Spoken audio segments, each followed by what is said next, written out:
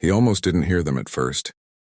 The hum of the grocery store refrigerators, the distant beeping of checkout scanners, and the small, tired size of his daughter sitting in the cart blended into a familiar kind of noise, ordinary, harmless, ignorable. His mind was focused on prices, on stretching a paycheck, on remembering whether he had enough diapers at home. Life had trained him to tune out anything that didn't belong to survival. Then the words cut through everything. "Sir, may we?" The voice wasn't loud. It wasn't dramatic, but it carried weight. The kind that doesn't ask for attention, it assumes it. He froze mid-step, one hand gripping the cart handle, the other holding a discounted loaf of bread. For a brief second, he thought the voice was meant for someone else, someone important, someone in uniform, not him, not a single dad in worn jeans and a faded hoodie. Standing in aisle 7, comparing prices, he slowly turned. 6 soldiers stood a few feet behind him. They were young but not untouched by time. Their uniforms were torn, not fashionably worn, not carelessly damaged, but ripped and frayed in ways that told stories no one wanted to hear. Sleeves were patched with mismatched thread. Knees were darkened by dried mud and something that might not have been mud. Boots scuffed down to raw leather. One soldier had his arm in a rough sling made from a torn scarf. Another leaned slightly, favoring his left leg. Jaw clenched as if pain had long ago become routine. And yet, despite all of that, they stood straight. Not casually, not nervously. They stood the way soldiers stand when something matters. Every pair of eyes was locked on him. The man swallowed. His heart began to beat faster, not from fear, but from something else, something buried, something heavy, something he hadn't touched in years. "I'm sorry," he said quietly. "I think you've got the wrong person." The tallest soldier shook his head once. "No, sir." People had begun to notice. A woman near the cereal aisle slowed her cart. A cashier peeked around the corner. His daughter looked up at him, her small fingers clutching the edge of the cart. "Daddy?" she whispered. He placed the bread down slowly, his hand trembling despite his effort to steady it. What do you need?" he asked.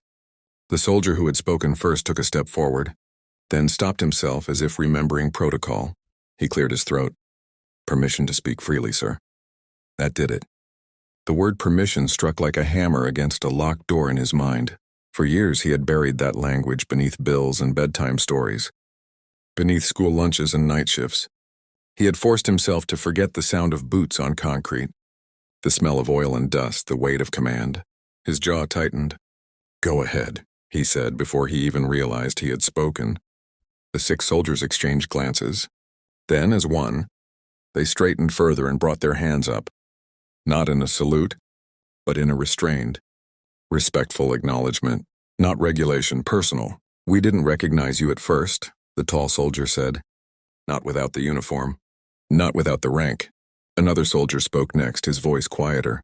"But then we saw the scar on your wrist. And the way you stand, and the way you looked at us just now." The man felt cold spread through his chest. "You taught us," the soldier continued. "Not directly, but your tactics, your doctrine, the things they don't write in manuals." The store felt suddenly too small, too bright. "I don't know what you're talking about," the man said, though his voice had lost conviction. The soldier with the sling shook his head gently. "Sir, you once told a unit like ours that survival isn't about being fearless. It's about being responsible for the people standing next to you." His breath caught. Those were his words. He had said them years ago in a dust-filled briefing room half a world away, to a group of exhausted soldiers who were about to walk into hell. He remembered the faces, the tension, the silence after he spoke. No one else knew those words. "Who are you?" he asked. The tall soldier answered without hesitation. "6th Recon Detachment, sir." "What's left of it?" That was when he noticed their eyes more closely. They weren't just tired. They were grieving. "What happened?" he asked quietly. The soldiers hesitated. One of them looked down at the floor. Another clenched his fists. "We completed the mission," the tall one said. "But not everyone came back." The man nodded slowly. He didn't ask how many. He didn't need to. "I left," he said after a moment. "A long time ago." "We know," the soldier replied. "They told us you disappeared, resigned, no ceremony, no explanation." The man's lips pressed together.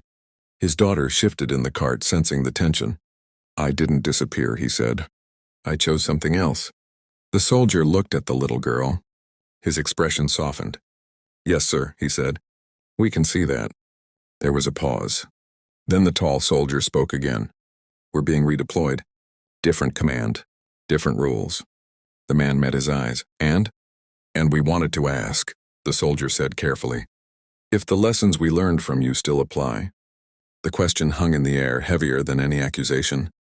He looked at them again, at the torn uniforms, the injuries, the way they still stood together, even broken. "They always apply," he said. Relief washed over their faces, subtle but unmistakable. The man reached into his pocket and pulled out his wallet.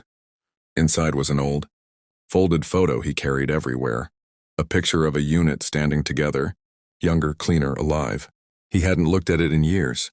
He didn't show it to them. Instead, he spoke. "Listen to me," he said, voice low but firm.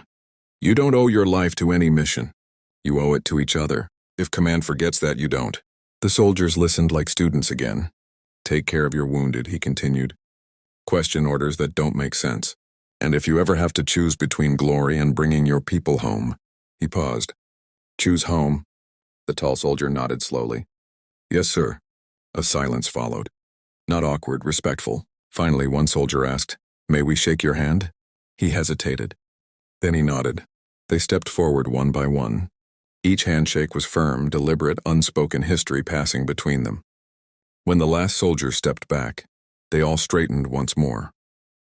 "Thank you," the tall one said. "For everything."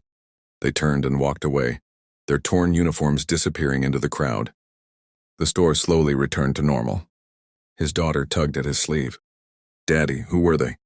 He looked down at her, his eyes wet but smiling. "They were good men," he said. "Trying their best." She nodded, satisfied. He picked up the bread again and placed it in the cart.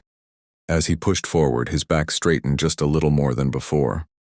For the first time in years, the past didn't feel like a burden. It felt like proof.